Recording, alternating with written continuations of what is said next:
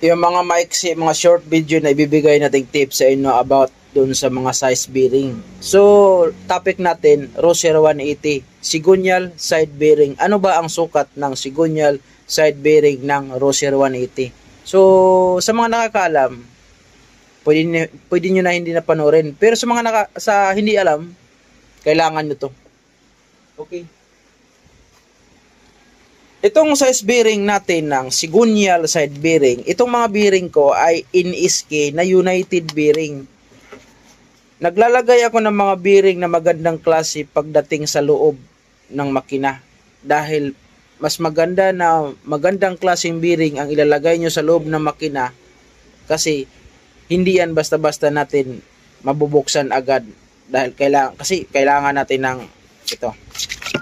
Ulitin ko, 6328 yung size bearing ng Rocer 180. Kung ano yung stock niya, plug and play lang to. Original, i-click nyo yung link para makapag-order kayo dito. Ma-TikTok man or sa YouTube, pwede kayong mag-order doon. I-click nyo yan, mapanood yung video, i-click nyo yan para hindi na kamahirapan. Cigonyal, ulitin ko, Cigonyal side bearing or crankshaft side bearing ng Kawasaki Badya Rocer 180. Ito yung kailangan natin. So, ulitin ko, Cigonyal side bearing 6328. Click nyo lang ang link para hindi na kayo mahirapan.